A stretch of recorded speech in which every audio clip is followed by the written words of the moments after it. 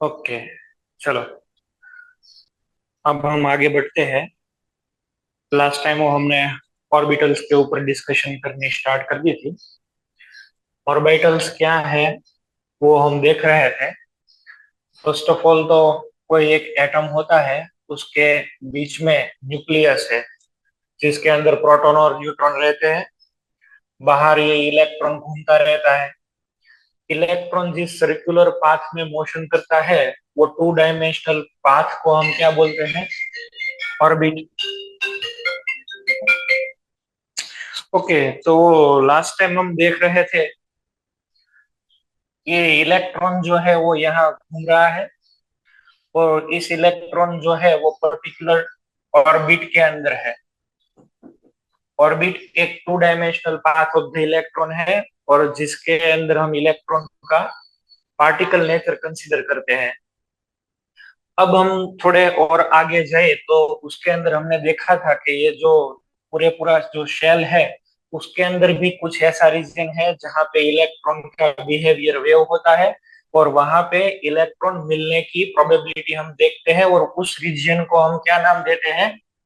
Orbital. और sometimes we से सब शेल, ऐसा भी आप बोल सकते हो। शेल के अंदर क्या होगा? सब शेल। सब शेल जो है वो एक टाइप का रीजन है जहाँ पे इलेक्ट्रॉन की प्रोबेबिलिटी हमें मिलती है। और ये सब शेल जो है वो बहुत सारे मिलके ऑर्बिटल्स का बना हुआ है। तो ये बना हुआ है ऑर्बिटल्स का। इसके अंदर आएंगे ऑर्बिटल्स। ऑर्बिटल्स के भी अलग अलग टाइप होते हैं।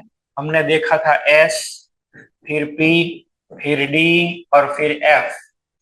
हम अपनी बात यहाँ से शुरू करेंगे। चलो अब आगे शुरू करते हैं, देखते हैं। एस ऑर्बिटल के बारे में तो हमने डिस्कस किया हुआ था। एस ऑर्बिटल क्या है? एस ऑर्बिटल क्या है? तो first of all, S orbital का जो शेप है वो है स्फेरिकल। Spherical shape. इसके अंदर डायरेक्शनल कैरेक्टर नहीं होता है। It is non directional. Each s orbital can accommodate two electrons. Every s orbital can occupy two electrons. Okay? Or it starts from n is equal to 1 and present subsequently all energy layers. It starts from n is equal to 1. n is equal to 1 यानी कि first energy layer में से ही start हो जाता है। उसके बाद सभी एनर्जी लेवलों में ये प्रेजेंट रहता है। n इज इक्वल टू 1 है, ये 2 है, n is equal to 3, n is equal to 4। चलो यहाँ पे इसके अंदर जो है ऑर्बिटल होगा उसको क्या बोलेंगे? 1s। टू के अंदर जो एस ऑर्बिटल है उसको क्या बोलेंगे? 2s। थ्री के अंदर जो है उसे 3s। फोर के अंदर जो है उसे 4s। शेप इसका स्फेरिकल है तो ये न्यूक्लियस, ये हमारा फर्स्ट शेल है। यहाँ पे हम ऐसे कहते हैं एक्स, वाई और जेड। तो ये क्या करता है? ये पूरे पूरा शेल ही कवर कर लेता है। ये पूरे पूरा शेल कवर कर लेता है इन 3D। जैसे वो फुटबॉल का बॉल होता है ना, वैसे ये सब इलेक्ट्रॉन मिलने की प्रोबेबिलिटीज है। ओके। और ये जो हमने लाइन खींची है वो ऐसी लाइन खींची है जहाँ पे इलेक्ट्रॉन मिलने की संभावना सबसे अधिकतम है, सर्वोत्तम है। तो ये जो फर्स्ट के अंदर रहेगा उसको हम बोलेंगे 1s। उसके बाद इसके ऊपर और एक शेल आएगा, इसे हम क्या बोलेंगे? 2s। मानो कि यहाँ पे है, इधर मैं लिख देता हूं।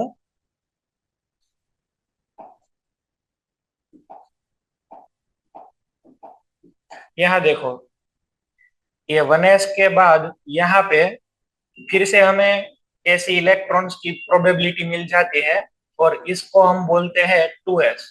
1s के बाद क्या आता है? 2s। तो यहाँ पे हमें मिलेगा 2s। ये 1 और 2, 1s और 2s के बीच में एक ऐसा रीजन आता है जहां पे इलेक्ट्रॉन्स नहीं मिलते। n इज इक्वल टू 1 और n इज इक्वल टू 2, इन दोनों के बीच कोई ऐसा एक रीजन है जहां पे इलेक्ट्रॉन्स हमें नहीं मिलते। उस रीजन को हम बताएंगे node. Node is the area where the finding probability of electron is zero, or where the electron density becomes zero. ये नोड एक ऐसा एरिया है जहां पे इलेक्ट्रॉन की डेंसिटी कितनी हो जाती है, 0। आपको पूछा जाएगा कि नोड क्या होता है, तो नोड क्या होता होगा, ऐसा एरिया जहां पे इलेक्ट्रॉन मिलने की संभावना कितनी है, 0। The finding of probability in electron और electron density is extremely low और tends to 0 is called node. तो इन दोनों के बीच में देखो, यहाँ 1s और 2s के बीच में एक नोड रहेगा, 2s और 3s के बीच में, 3 और 4 के बीच में नोड रहेगा। तो ये से हम बोलते हैं नोड। नोड नोड ऐसा एरिया है जहां पे इलेक्ट्रॉन नहीं मिलते। तो इससे ऑपोजिट हम ये जो ऑर्बिटल्स है उससे क्या बोल सकते हैं, बोलो। ये सभी जो कोई ऑर्बिटल्स है, 1s 2s 3s 4s, इन सभी ऑर्बिटलों को हम क्या बोल दे, एंटी नोड। ऑर्बिटल्स को हम बोल सकते हैं एंटी नोड, और ऑर्बिटल्स के बीच में जो जगह बनती है उसे हम क्या बोलेंगे, नोड। नोड के अंदर इलेक्ट्रॉन हमें मिलता नहीं है। और जैसे जैसे ये एन की वैल्यू बढ़ती रहेगी वैसे वैसे वो शेल का साइज बड़ा होता जाएगा और ऑर्बिट की साइज भी बढ़ती जाएगी। ये हो गया S orbital. Each S orbital can have two electrons with opposite spin. ये एक 1s है, मान लो कि ये मैंने 1s लिखा है, कैसे हम रिप्रेजेंट करते हैं, बॉक्स के थ्रू। तो इसके अंदर दो इलेक्ट्रॉन आते हैं, एक की स्पिन अप रहेगी दूसरे की डाउन, ऐसे हम रिप्रेजेंट करते हैं। 2s के अंदर भी ऐसे इलेक्ट्रॉन आ सकते हैं, 3s के अंदर, और फिर सभी के अंदर ऐसे आ सकते हैं। तो ये बात हो गई एस ऑर्बिटल। न्यूक्लियस से सभी जगहों पर इलेक्ट्रॉन की डेंसिटी इक्वल मिलती है, बराबर है। तो सभी जगह पर इलेक्ट्रॉन की डेंसिटीज इक्वल मिलती है, इसलिए हम सोचते हैं कि इसकी जो साइज है वो कैसी रहेगी, स्फेरिकल। ओके, तो ये बात हो गई किसकी, ये बात हो गई एस ऑर्बिटल की। चलो नेक्स्ट, अब हम बात करने जा रहे हैं पी ऑर्बिटल्स।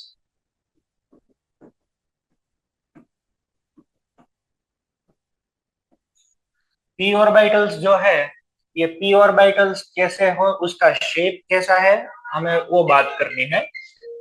चलो तो अब हम बात करते हैं पी ऑर्बिटल्स की। ये जो पी ऑर्बिटल्स है उस शेप कैसा रहेगा, इसका शेप है डबल डम्बेल। इसका शेप रहेगा डम्बेल।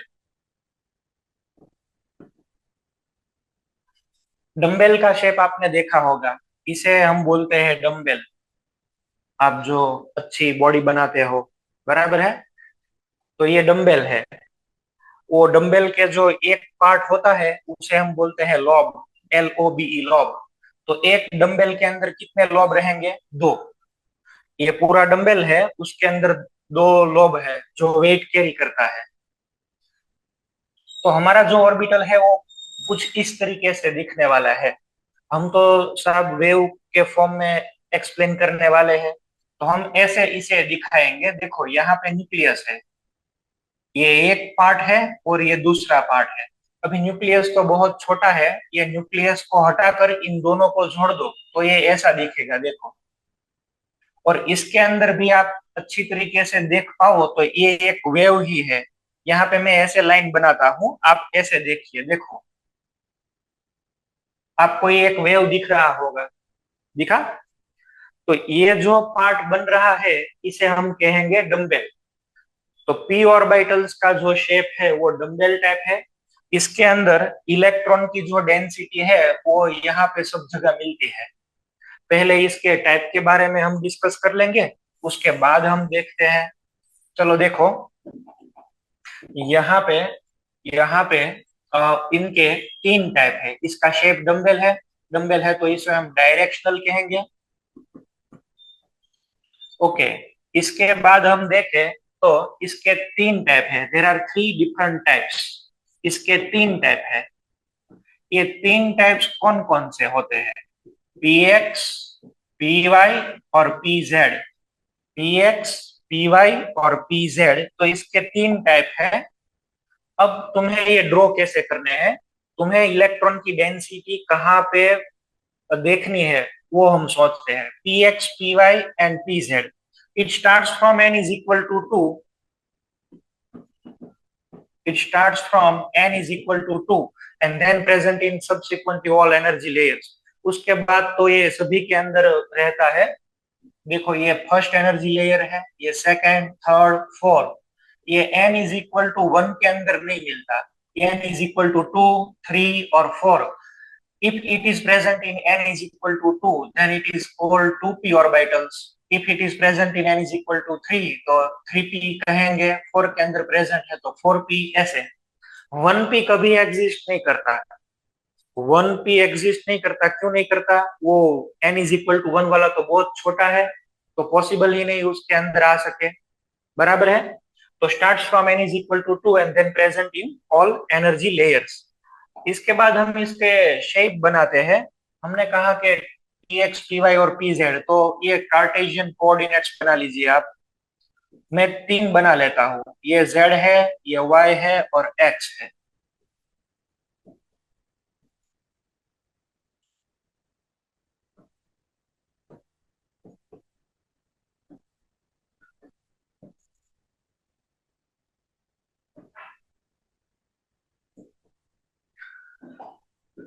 चलो यहाँ पे आप देखें, अभी मैं यहाँ पे लिखूं px, तो मुझे क्या सोचना है? इलेक्ट्रॉन की जो डेंसिटी है वो along the axis x x पर रहेगी। बीच में तो यहाँ न्यूक्लियस है।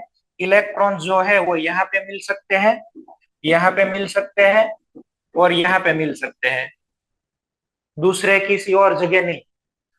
इलेक्ट्रॉन की जो डेंसिटी है वो एक्स एक्सिस पे रहेगी, इसे हम बोलेंगे पी एक्स। मानो कि मैं यहाँ लिख रहा हूँ पी वाई, तो यहाँ पे क्या होगा? इलेक्ट्रॉनों की जो डेंसिटी है वो वाई एक्सिस पर ही मिलेगी। यहाँ पे ये हो गया पी वाई। और यदि हम लिखे पी जेड, तो इलेक्ट्रॉन की डेंसिटी कहाँ पे रहेंगी? यहाँ पे।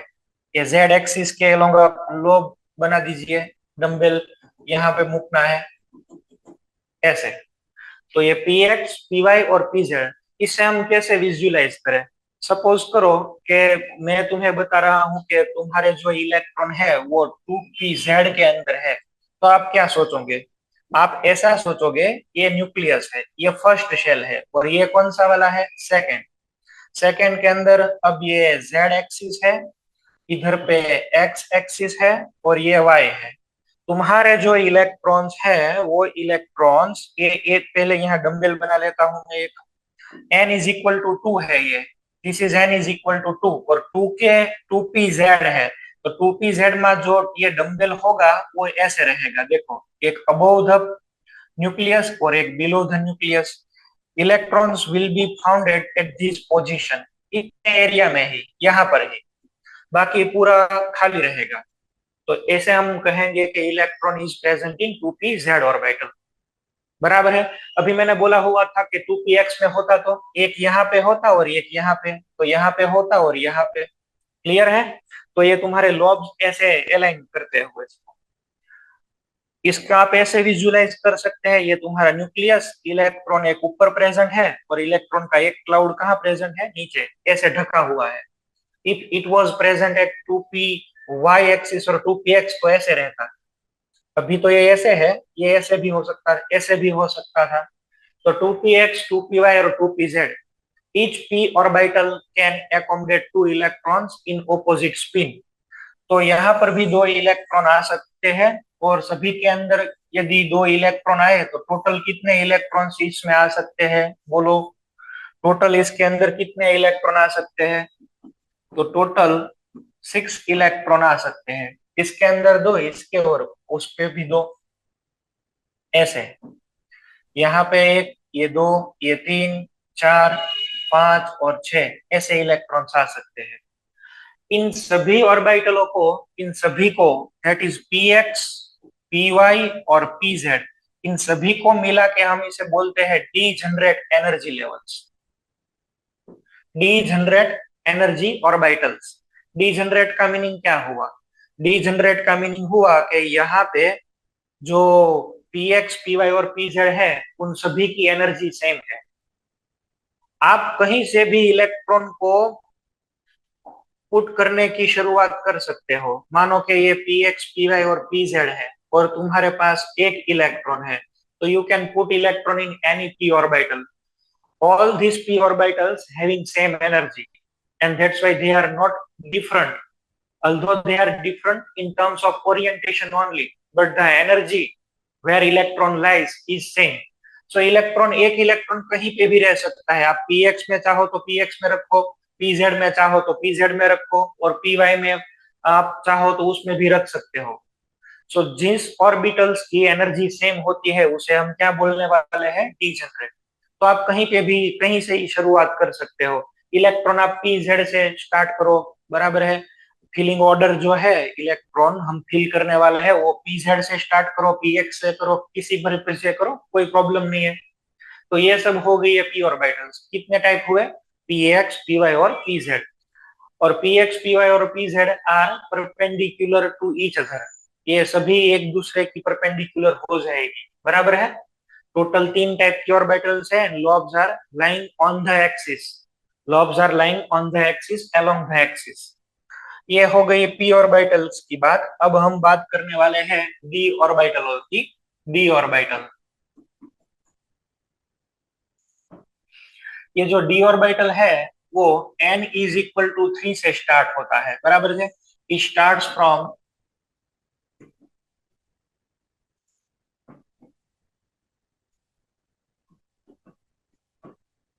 n is equal to 3 and then present in all other energy layers. आप ऐसा सोचो, ये first shell, second, third, fourth, fifth. तो यहाँ पे 1, 2, 3, 4 और 5. 1 के अंदर नहीं है, 2 के अंदर नहीं है, कहाँ से मिलेगी, 3D. 4 में हो तो 4D, 5 के अंदर हो तो 5D. तो n इज इक्वल टू 1 और 2 के अंदर नहीं मिलेगी. 3, 4, 5 के बाद आपको सभी में मिलेगी. 2D एग्जिस्ट नहीं करता, 1D एग्जिस्ट नहीं करता. एक के बाद एक आ रहा है. अभी जो मैंने कहा कि P 1 के अंदर नहीं मिलता है, ऐसे ही D जो है वो 1 और 2 के दोनों के अंदर नहीं मिलता है. तो it starts from n is equal to 3.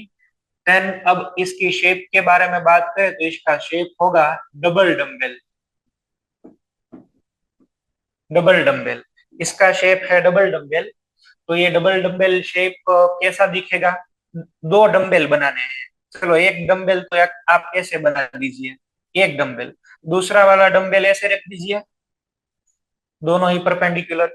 या फिर आप ऐसे देखिए, ऑर्बिटल्स के लिए आप ऐसा सोचो, ये एक डम्बेल और ये दूसरा डम्बेल. ऐसे वो आता है ना 440 वोल्ट का झटका.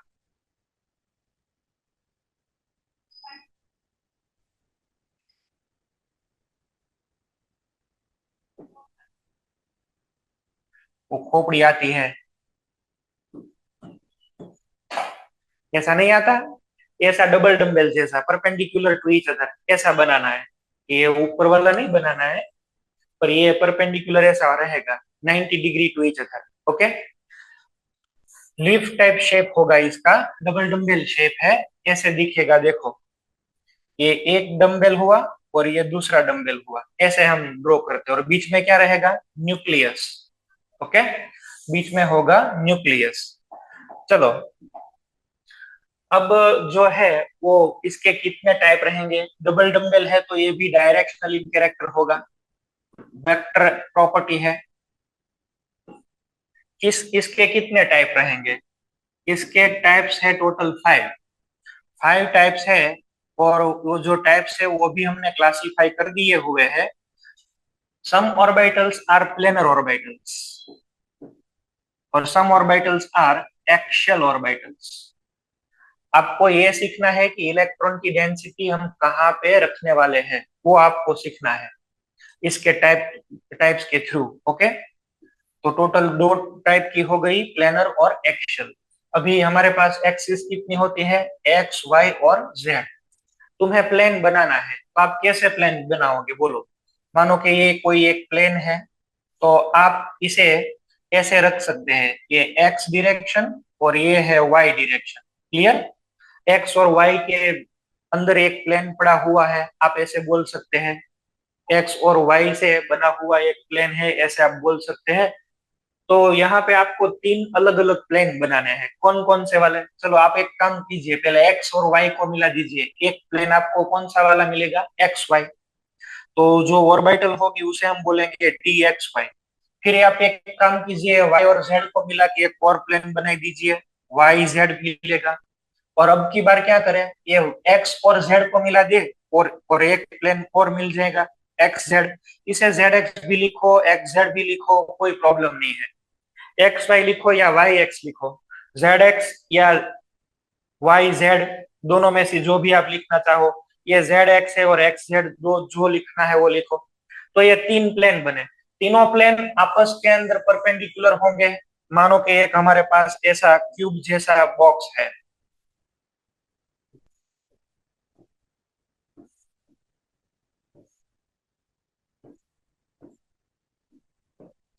यहाँ पे देखो तो चलो, ये आपके आपको मैं अलग अलग तीन प्लेन दिखाता हूँ, ऐसे आप सोचना।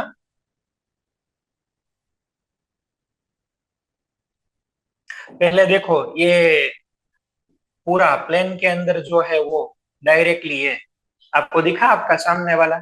एक ये प्लेन है, जो ये बोर्ड वाला प्लेन है वही। एक और प्लेन है जो यहाँ पे नीचे रहा हुआ है, देखो, नीचे की साइड बेस वाला।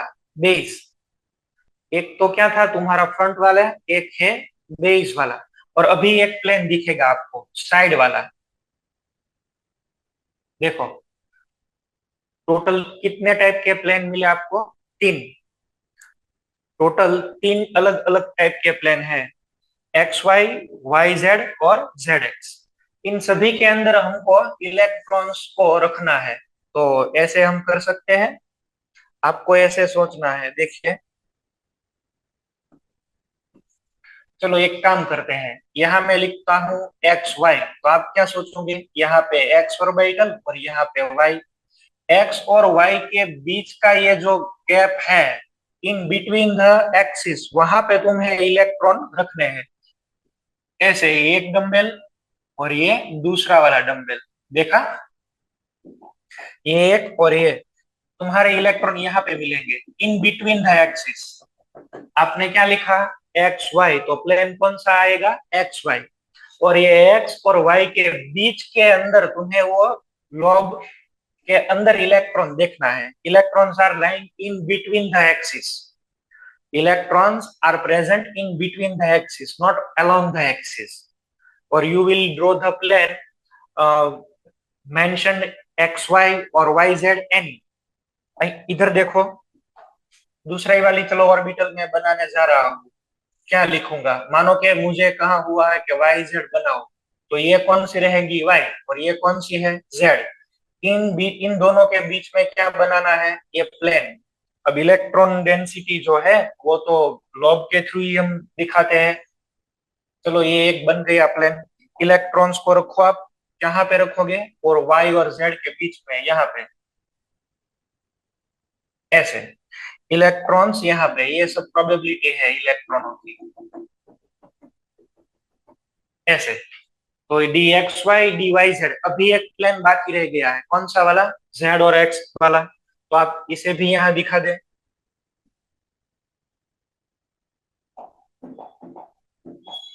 चलो यहाँ पे दिखाता हूँ, कौन सी वाली है? जेड एक्स और एक्स जेड, जो भी आप बताए।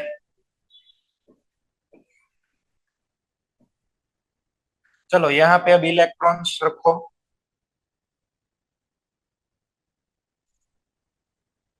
ये सब प्रोबेबिलिटी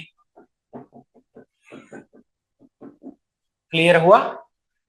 तो इसे हम क्या कहते हैं? D X Y D Y Z और डी जेड एक्स। आपको सिर्फ इलेक्ट्रॉन सोचने होंगे, इलेक्ट्रॉन की प्रोबेबिलिटी सोचनी है कि मैं कहाँ पे रख सकता हूँ। एक्स वाई है तो एक्स और वाई के बीच में, ये वाई जेड है तो वाई और जेड के बीच में, और जेड एक्स है तो जेड और एक्स के बीच में, ऐसे। तो तीनों ऑर्बिटलों जो है, जो प्लेनर है, वो तो हमने यहाँ पे रख दिए हुए। तो प्लेनर ऑर्बिटल कितने हुए? एक्स वाई वाई जेड और जेड एक्स। और प्लेनर ऑर्बिटल है तो यहाँ पे इलेक्ट्रॉन डेंसिटी कहाँ पे होगी? Between the axis. Between the axis.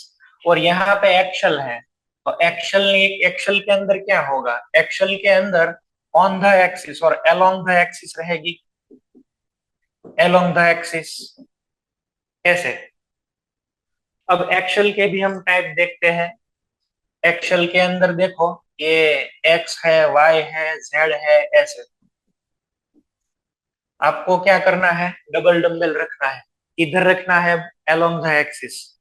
ऐसे हम लिख सकते हैं, देखो ये मैंने यहाँ पे एक लॉब यहाँ पे बना दिया और एक जो है वो डंबल यहाँ पे, एक्स के ऊपर भी प्रेजेंट है, वाई के ऊपर भी प्रेजेंट है।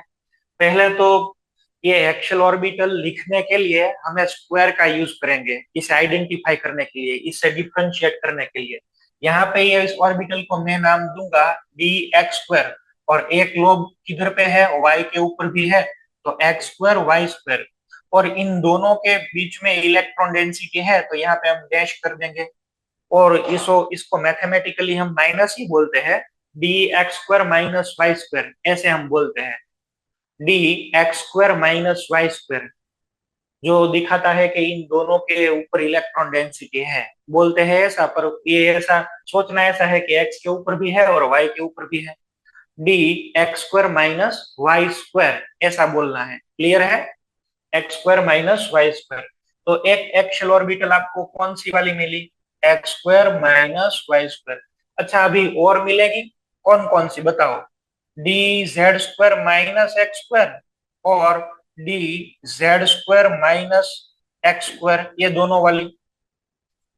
जेड में कौन कौन सी आ गई, जेड और एक्स, और वाई और जेड वाली।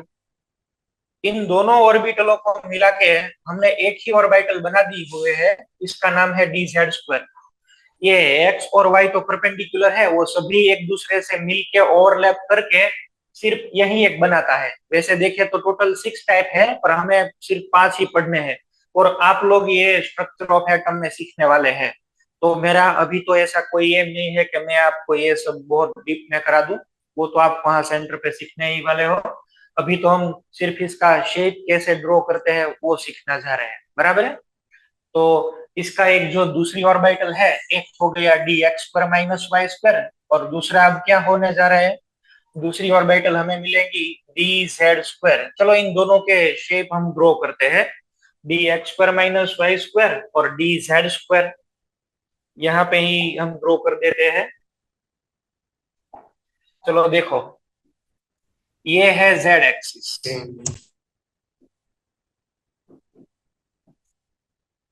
ये जेड है, ये एक्स और ये वाई।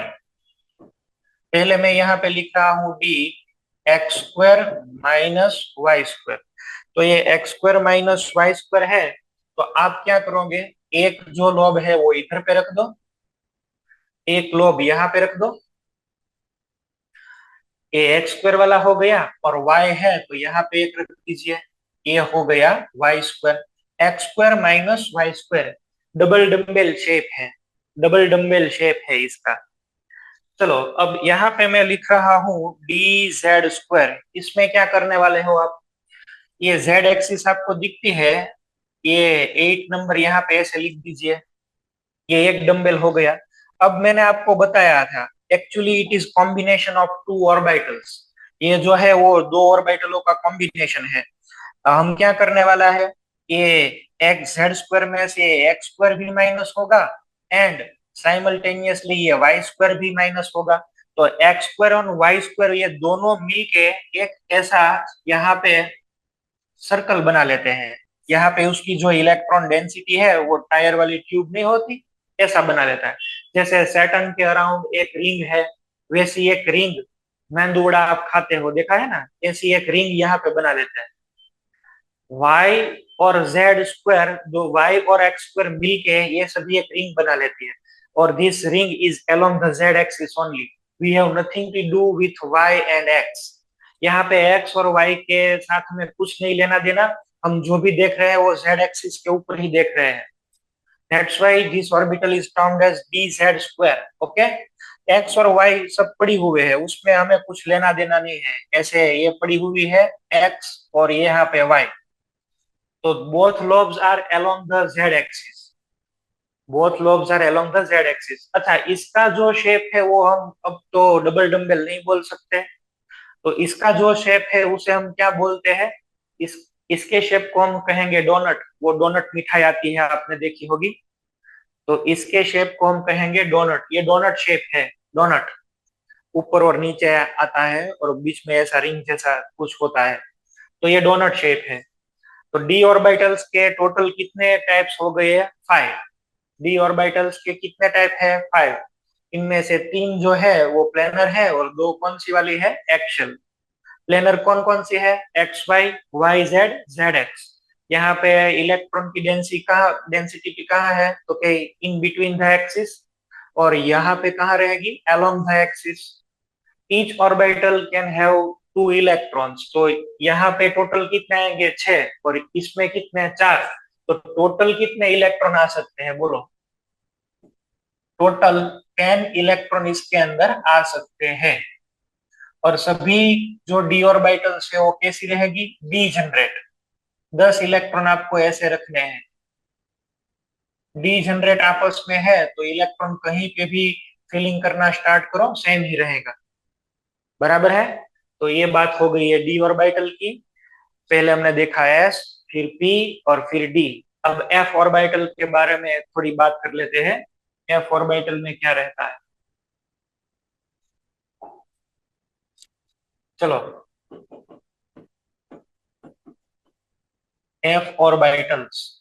एफ ऑर्बिटल्स जो है वो, एफ ऑर्बिटल्स जो है उसका shape, it starts from N is equal to 4। N is equal to 4 से स्टार्ट होगा।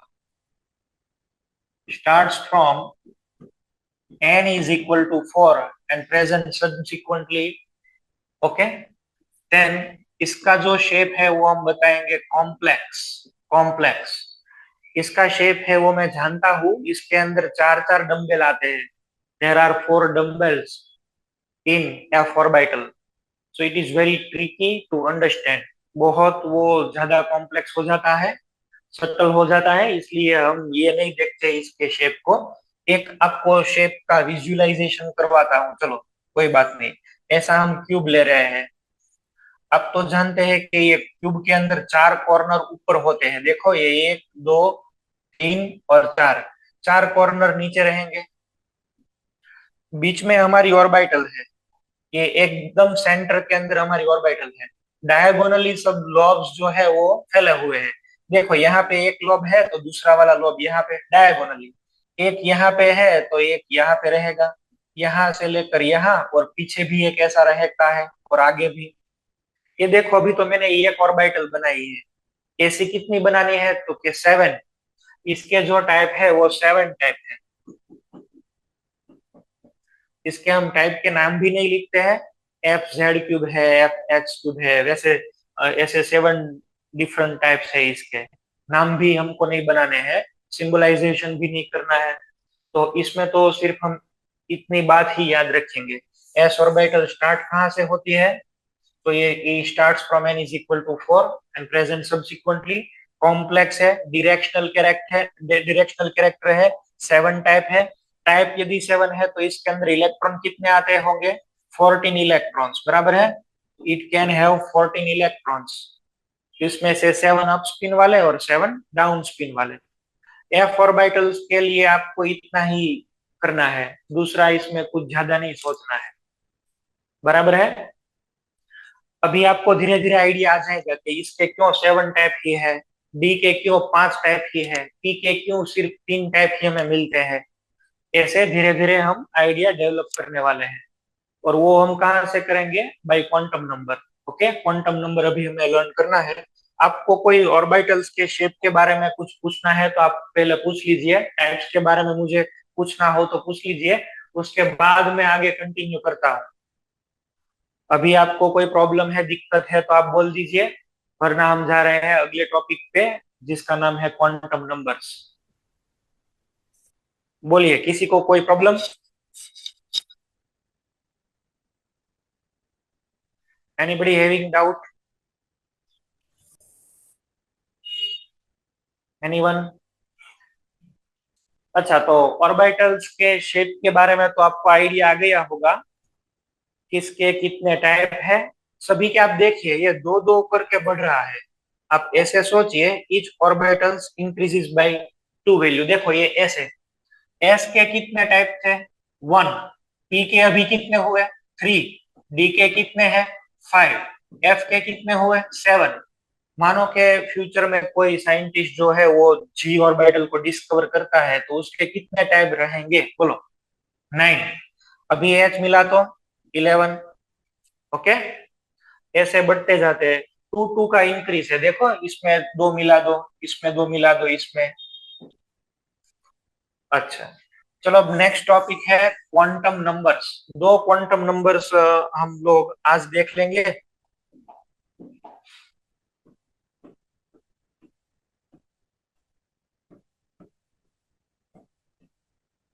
क्वांटम नंबर्स, टोटल 4 टाइप के क्वांटम नंबर्स हैं। ये क्या दिखाता है वो मैं आपको बता दूं। क्वांटम नंबर्स एक ऐसा नंबर्स है जो हमने इलेक्ट्रॉनों को क्लासिफाई करने के लिए दिया हुआ है। जैसे मानो कि हमारा पिन कोड होता है, बराबर है, तो ये पिन कोड या जिप कोड भी बोल दे। जिप कोड क्या बताता है? आपकी एग्जैक्ट लोकेशन, आप किस कंट्री से बिलोंग करते हो, आपका स्टेट कौन सा है, कौन सा डिस्ट्रिक्ट है, किस एरिया में आप अभी हो, उसे क्या बोलते हैं? Zip code. वैसे ही इलेक्ट्रॉन कहाँ पर एग्जैक्टली प्रेजेंट है उसे जानने के लिए हमने ऐसे नंबर्स बनाए हुए हैं, उसे हम बोल रहे हैं क्वांटम नंबर्स। बेसिकली ये क्वांटम मैकेनिक्स का पार्ट है, पर ये हमें अच्छी तरीके से आना चाहिए, तब भी हम इलेक्ट्रॉन कॉन्फ़िगरेशन को लिख पाएंगे। और तब जाके हमें थोड़ा सा आइडिया लगेगा कि इलेक्ट्रॉन कहाँ है, और फिर हम थोड़ा सा केमिकल रिएक्शंस के बारे में पता लगा सकेंगे। कौन कौन सी रिएक्शन क्यों कौन करता है, वो सब यहाँ से धीमे धीमे हमें आइडिया आने लगेगा। तो क्वांटम नंबर्स ये है क्या? It is the address of electrons. Okay, it shows the address of electrons where electron lies in the atom. Quantum numbers basically gives identification of the electron. ये इलेक्ट्रॉन का identification देता है। Complete explanation of the electron और atomic orbital can be done through quantum numbers. Okay, it can explain the position or location of electron. 4 तरीके से हमने अलग अलग क्वांटम नंबर दिए हुए हैं। पहला क्वांटम नंबर है, उसका नाम है principal quantum number. Principal quantum number, इसे हम एन से डिनोट करते हैं। दूसरा वाला जो है उसे हम बोलते हैं एंगुलर मोमेंटम।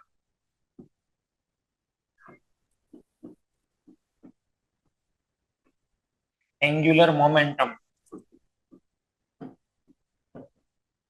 क्वांटम नंबर, इसे एल से डिनोट करते हैं। थर्ड वाला जो है वो है मैग्नेटिक क्वांटम नंबर, इसे एम से डिनोट किया जाता है। और फोर्थ वाला जो है वो इलेक्ट्रॉन्स की स्पिन को आइडेंटिफाई करता है, इसलिए इसको बोलते हैं स्पिन क्वांटम नंबर, एस। ये पहले जो 3 क्वांटम नंबर है वो आपको एटॉमिक ऑर्बिटल की डिस्क्रिप्शन देते हैं। Complete description of atomic orbital can be done through the first 3 quantum numbers. और जो लास्ट वाला है वो इलेक्ट्रॉन की डिस्क्रिप्शन देता है। लास्ट वाला है वो एक्सपेरिमेंटली डिराइव है। This is experimentally derive. इसके लिए आपको एक्सपेरिमेंट करके ही पता चलेगा कि इलेक्ट्रॉन कौन सी वाली स्पिन में घूम रहा है, अपवर्ड या डाउनवर्ड, दैट इज क्लॉकवाइज और एंटी क्लॉकवाइज। तो इसके लिए तो एक्सपेरिमेंट की आवश्यकता होती है। पर ये जो 3 है वो थियोरेटिकल है, वो ऑर्बिटल को डिस्क्राइब करते हैं कंप्लीटली। और ये जो है वो कहाँ से आए हुए हैं? एक इक्वेशन है जिसे हम बोलते हैं श्रोडिंगर इक्वेशन।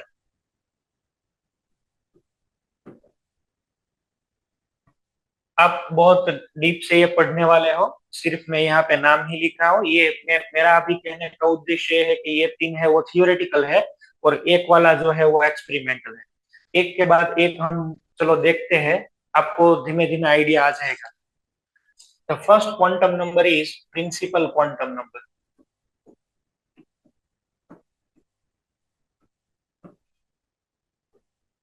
इसे हम n से डिनोट करते हैं। This quantum number is principal, that is main quantum number because it represents shell। और shell क्या दिखाता है? Relative distance of electron from nucleus। और ये डिस्टेंस से हमें क्या मिल जाता है? Energy of the electron. So it can control energy of the electron, that's why it is referred to principal quantum number। अभी n की कीमत बढ़ती है, ये शेल बोलो या एनर्जी लेयर बोलो, एनर्जी लेवल बोल दो, बराबर है। इसे आप ऑर्बिट भी बोल दो और ऑर्बिट भी बोल दो, ओके, सभी एक ही है। अच्छा, इसके अंदर क्या रहेगा? इसके अंदर हमें नंबर ऑफ सबशेल कितने मिलेंगे? तो के सबशेल मिलते हैं n जितने। ऑर्बिटल्स, टोटल ऑर्बिटल्स कितने मिलेंगे? टोटल ऑर्बिटल्स n स्क्वायर जितने। एक के अंदर दो इलेक्ट्रॉन, तो टोटल टोटल इलेक्ट्रॉन्स कितने मिलेंगे? 2n square। Now see, we are making further table to explain this quantum number। अभी फिर से हम एक टेबल बनाने वाले हैं। चलो, यहाँ पे है वो principal quantum number.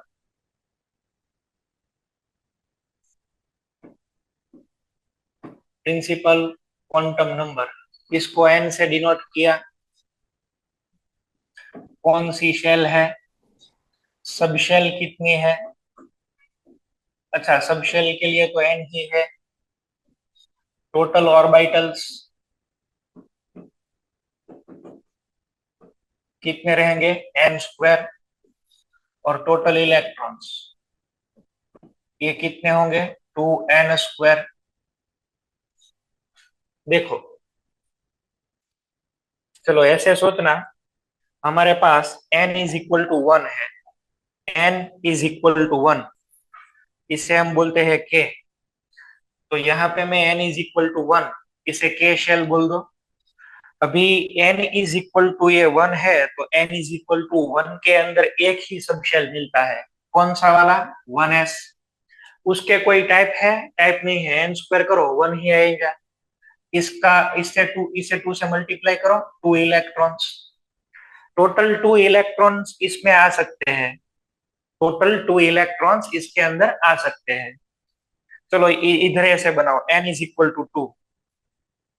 n is equal to 2, तो इसे क्या बोलेंगे? l shell. तो ये l, n is equal to 2 है, तो इसके अंदर कौन कौन सी आएगी बोलो? s और p। ऐसा ऐसा आप याद कीजिए, मैंने आपको ऐसे बताया था। ऐसे देखो, ये सब शेल है। ये 1 वाला है तो इसके अंदर s, ये 2 वाला है तो इसके अंदर s p, ये 3 वाला है तो s p और d रहेगी। पर ये हालांकि ये n इज इक्वल टू 2 के अंदर है, तो 2s और 2p होगा। यहाँ पे 3s 3p और 3d रहेगा। तो बस ऐसे ही देखना है आपको, ऐसे ही विजुअलाइज करना है। चलो, यहाँ पे फिर से n इज इक्वल टू 2, कौन कौन सी मिलेंगी? 2s and 2p। स्क्वायर कर दो इसका, 2 का स्क्वायर करो तो कितनी मिलती है? 4। अब देखो यहाँ पे, दिस इज इंपॉर्टेंट। s के कितने टाइप? एक। p के कितने टाइप? 3। 1 प्लस 3 कितने हो गए? 4। अभी ऑर्बिटल्स कितने हैं? 4। तो electrons, each orbital can have 2 electron with opposite spin. तो इसके अंदर कितने इलेक्ट्रॉन आएंगे? 8। पता चला आपको हम क्या करते करते हैं अभी यहाँ पे? अच्छा, मानो कि हमारे पास n इज इक्वल टू 3 है। ये 1 2 और यहाँ पे 3, n is equal to 3। So n is equal to 3, यहाँ पे कौन सा वाला मिलेगा बोलो? m। कौन कौन सी सब शेल? कौन कौन से? 3s 3p और 3d। 3s 3p और 3d। इसका स्क्वायर कर दो 9। यहाँ पर भी पता चल जाएगा। इसके कितने हैं? एक। इसका कितना है? 3। और इसका कितना है? 5। 5 प्लस 3 प्लस 1 हो गया 9। स्क्वायर कर दो इसका, कितने इलेक्ट्रॉन आ सकते हैं बोलो? इसके अंदर कितने इसका सॉरी, इसका जो 2 से मल्टीप्लाई करोगे 18। तो n इज इक्वल टू 3 के अंदर 18 इलेक्ट्रॉन्स आ सकते हैं। चलो, उसके बाद देखते हैं n is equal to 4, n is equal to 4, m कहेंगे कौन कौन सी वाली, 4s, 4p, फिर 4d और 4f। 4 का स्क्वायर क्या होगा 16। देखो इसके कितने टाइप, एक, इसके 3, इसके 5 और इसके 7। 1 प्लस 3 प्लस 5 प्लस 7 कितने हो गए 16।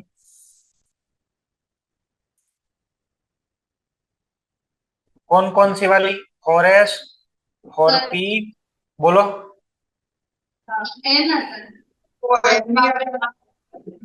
आपका आवाज अच्छी तरीके से नहीं आता है, आप नजदीक आके बोलिए। सर वो बोर्ड नंबर में एम की जगह एन नहीं आता। अच्छा यहाँ, हाँ वो कॉमन है, वो तो ऐसे लिख दिया होगा। ऐसे नाने मोटे करेक्शन आप लोग सोच लीजिएगा, वो गलती से लिख दिया होगा, हमें तो कंसेप्ट लिखना है। चलो ये यहाँ पे कितने मिलेंगे 16, ओके थैंक यू। 16 और इलेक्ट्रॉन्स कितने मिलेंगे 32, इलेक्ट्रॉन्स हमें मिल जाएंगे 32, okay. n is equal to 5 के बारे में आप लिखिए, आप अपनी तरीके से बनाइए, कितनी ऑर्बिटल्स मिलेंगी, कौन कौन सी, बोलो। n इज इक्वल टू 5 आप अपनी तरीके से लिख दीजिए।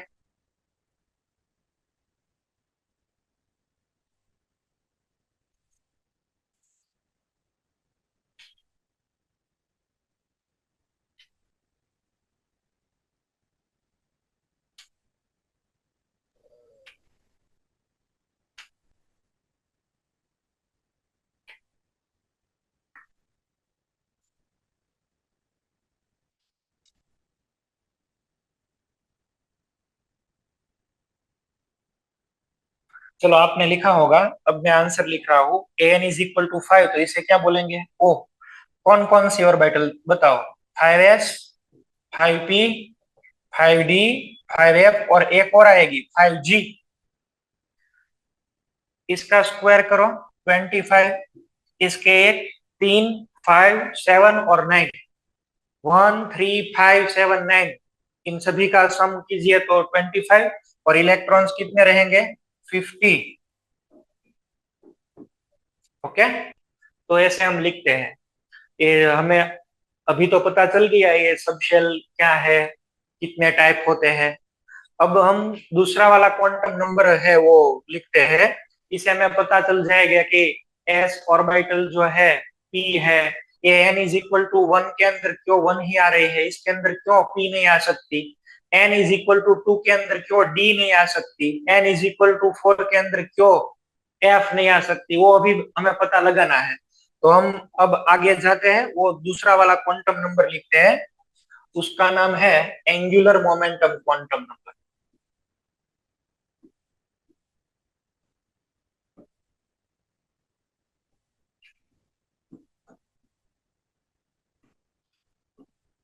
एंगुलर मोमेंटम क्वांटम नंबर, इसे एल से डिनोट करते हैं। अच्छा इसे sometimes it is also known as secondary quantum number, secondary quantum number. कभी कभार इसे एजीम्यूथल क्वांटम नंबर भी बोल देते हैं। और angular momentum quantum number, secondary quantum number, azimuthal quantum number. तो इसके मेनली थ्री नेम्स जो है, वैसे तो चार है पर ये थ्री बहुत ज्यादातर यूज में रहते हैं, secondary quantum number, azimuthal quantum number और एंगुलर क्वांटम नंबर, बराबर है। तो ये तीन इनके अलग अलग मैंने आपको नाम बताए हैं।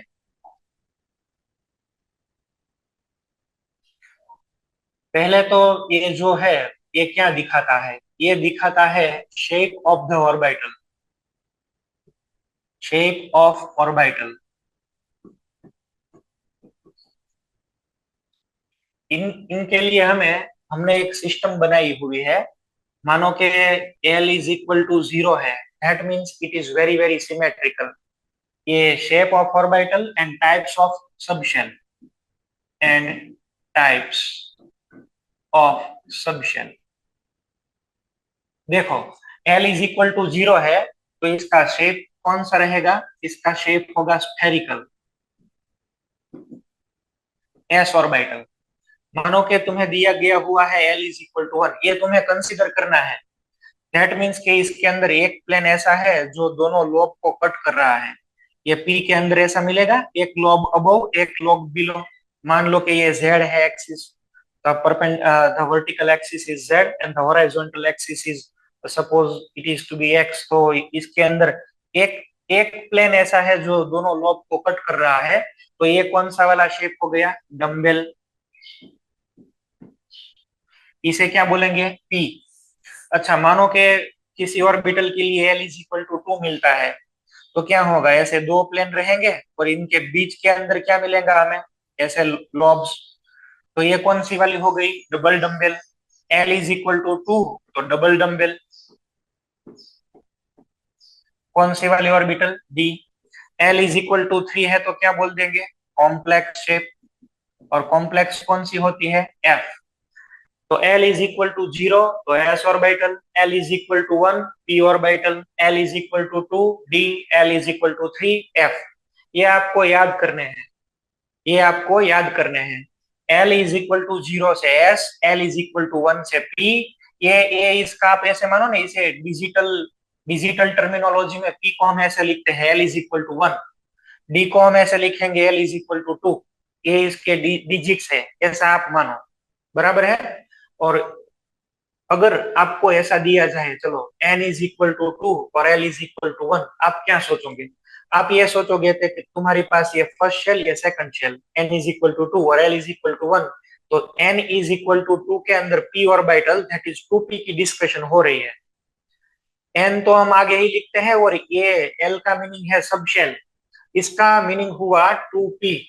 मानो कि मुझे ऐसा दिया गया हुआ n is equal to 3, L is equal to 2। मैं क्या सोच के बताऊंगा? ये 3 रहेगा पर L इज इक्वल टू 2 किसके लिए है? D माटे, तो ये 3D ऐसे। चलो एक टेबल के फॉर्म में ही ये लिखते हैं सो आपको आइडिया आ जाए। यहाँ पे n, यहाँ पे L और यहाँ पे सब शेल।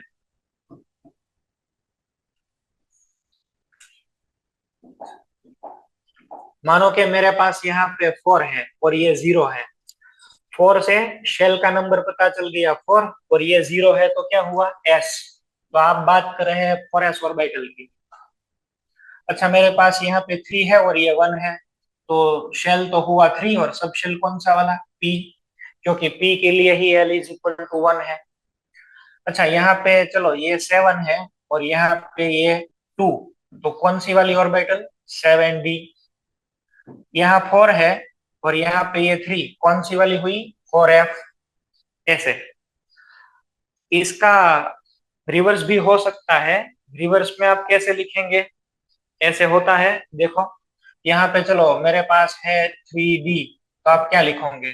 ये 3 और D के लिए L क्या होता है? 2। मानो कि मेरे पास 6S है तो यहाँ पे 6 और S के लिए L की कीमत 0। चलो ये मेरे पास 4P है तो यहाँ पे 4 और P माटे ये 1 हो जाएगा। P के लिए ये 1 होता है।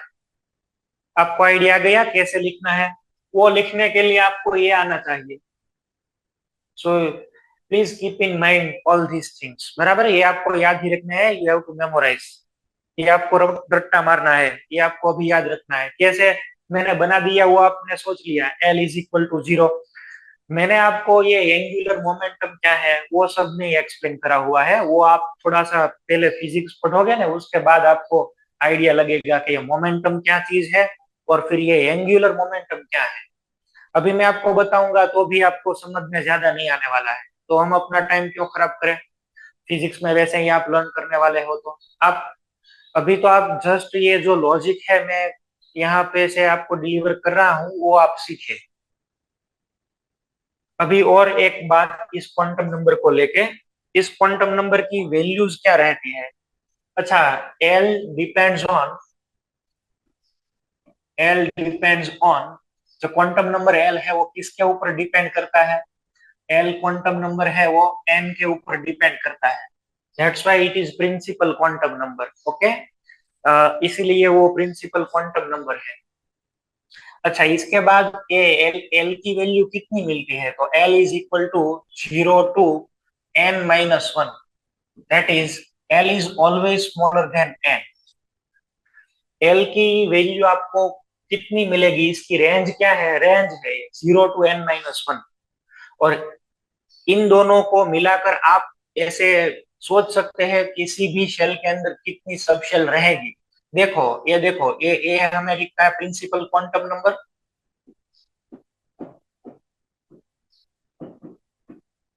और फिर यहाँ पे मेरे पास है एंगुलर मोमेंटम क्वांटम नंबर।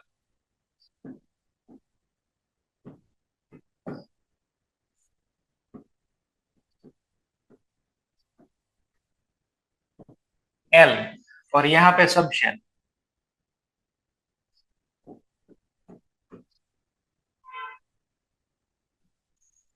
चलो चलो, मैं देख रहा हूं कि मेरे पास n इज इक्वल टू 1 है। अभी यहाँ n इज इक्वल टू 1 रहा तो इसकी तो वैल्यू क्या है? 0 to n-1। यहाँ पे वैल्यू आप पुट करो, 0 मिलेगा, 0 से 0, 1 और 0 क्या मिलेगा? 1s। तो देखो ये फर्स्ट शेल के अंदर आपको एक ही मिलता था 1s, दूसरा वाला नहीं मिलता था। चलो मेरे पास है n इज इक्वल टू 2, तो यहाँ पे आप वैल्यू रखो, ये एक 0 और यहाँ पे 2, 2 - 1 तो क्या मिलेगा? 1। कितनी वैल्यूज हुई? 2। This two are the solution of L. ये एल के दो सॉल्यूशन हुए अलग अलग।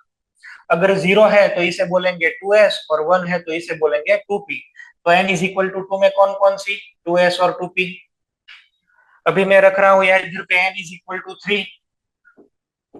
कौन कौन सी बताओ, कौन कौन सी वैल्यू? 0, then 1 and then 2। ये l तो छोटा ही रहेगा n से, पर सॉल्यूशन कितने मिलेंगे? n जितने ही, इंक्लूडिंग 0। इंक्लूडिंग 0 n के जितने नंबर होंगे उतने सॉल्यूशन मिलेंगे। यहाँ पे 3 है तो 1, 2 और 3 तीन नंबर मिले। अच्छा, 3 के अंदर 0 कौन सी वाली? 3s, then 3p और then 3d। यहाँ पे आप देखो तो मुझे यहाँ पे क्यों दो ही मिलती है वो मुझे समझ में आ गया। क्यों मुझे इधर पे 3 ही मिलती है वो समझ में आ रहा है। बराबर है, पॉसिबल ही नहीं है, 2D पॉसिबल ही नहीं है, वैल्यू ही ये वैल्यू एग्जिट नहीं कर सकती। बराबर है।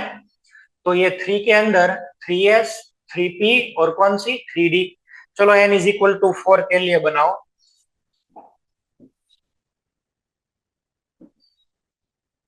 n इज इक्वल टू 4, तो यहाँ पे क्या मिलेगा? 0, 1, 2 और 3। 4 और 0 4s, 4 और 1 4p, 4 और 2 4d, 4 और 3 4f। ऐसे हुआ क्लियर आपको? तो ऐसे हम कहते हैं। हमने ये सब यहाँ पे वो बना लिया। इसे कहते हैं एंगुलर मोमेंटम क्वांटम नंबर। अभी एक पॉइंट सीखना है, पर वो आज हम नहीं करने वाले हैं, वो कल करने वाले हैं। आप जब पूरे क्वांटम नंबर खत्म कर दोगे तब आपको बहुत ज्यादा अच्छी तरीके से आइडिया आ जाएगा। और फिर इलेक्ट्रॉनिक कॉन्फ़िगरेशन भी हम सीखने वाले हैं, that is filling of electrons. उसके बाद तो आपको बहुत अच्छा कंसेप्ट आ जाएगा और सभी को समझ में आ जाएगा। ऐसा कुछ नहीं है कि ये बहुत हार्ड है। हाँ, इनिशियली ये थोड़ा सा लर्न करने में ट्रिकी है, पर एक बार कंसेप्ट आ गया तो फिर इसको आपको रिपीट नहीं करना पड़ेगा through out the year. 11th और 12th सभी में फिर आपको ये रिवाइज नहीं करना पड़ेगा, एक बार ही सीखना है और आ जाएगा। बराबर है। आपको कोई प्रॉब्लम है तो वो बता दो, वरना हम यहाँ पर ही क्लास खत्म करते हैं। अभी दो और क्वांटम नंबर्स भी बाकी है जो नेक्स्ट लेक्चर में हम लर्न करने वाला है। उसके बाद हम इलेक्ट्रॉनिक कॉन्फ़िगरेशन, और उसको खत्म करने के बाद ही हम जाएंगे पीरियोडिक टेबल के ऊपर। क्लियर? किसी को कोई डाउट है, प्रॉब्लम है तो बता दीजिए।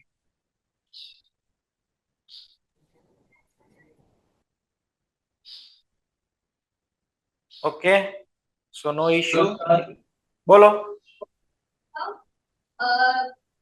डी जेड स्क्वायर वाળો તો ફરીથી કરે તો डी जेड स्क्वायर एक्चुअली એમાં ક્વેશ્ચન છે કે ડી જેડ સ્ક્વાयर છે એમાં જે બે ઓર્બિટલ્સ છે શું ઓવરલેપ કરે છે? તમે થોડુંક નજીક આવીને બોલશો ને તો મને તરત સંભળાશે। ડી જેડ સ્ક્વાयर જે ઓર્બિટ છે હા, લાઈક ઇલેક્ટ્રોન્સ કહેવાય ઓવરલેપ કરે છે. हाँ, it is combination of two different orbitals.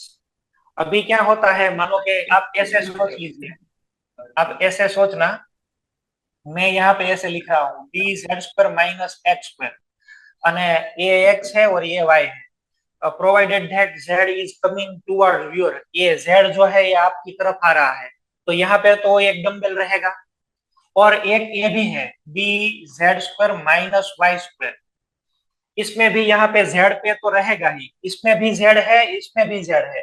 चलो एक्स स्क्वायर के लिए मैं क्या बना दूं, ऐसे, y के लिए मैं क्या बना दूं, ऐसे. तो इसमें दिक्कत ये है कि ये दोनों मिल जाते हैं और ऐसा शेप बना लेते हैं राउंड, ये दोनों ही मिल जाते हैं आपस में, घुल मिल जाते हैं, और फिर ऐसा एक शेप बना लेते हैं ये राउंड, और जो जेड वाला पार्ट है वो इसके यहाँ से बाहर आएगा और एक अंदर जा रहा है. इसे आप अब जेड एक्सिस के साथ में लिखिए, तो आप जेड एक्सिस के साथ में इसे लिखते हो तो यहाँ पे जेड, मानो कि यहाँ पे एक्स है और यहाँ पे वाई, तो ये एक्स और वाई के प्लेन में तो ये राउंड रहेगा और जेड के अलोंग ये रहेगा. अभी मैं यहाँ तो ऐसे तो नहीं दिखा सकता कि ये से बाहर आ रहा है, तो we have nothing to do with X and Y, इसमें ये दोनों मिल गए हैं इसलिए इसे लिखते ही नहीं है. और किसके सराउंडिंग में है, ये जेड के, इसलिए इसे क्या बोलते हैं, डी जेड स्क्वायर. ओके, बोलो नेक्स्ट, नेक्स्ट बोलो. ओके, तो अभी हम ये इतना रखते हैं, कल मिलेंगे तो आगे कंटिन्यू करते हैं. Okay, thank you.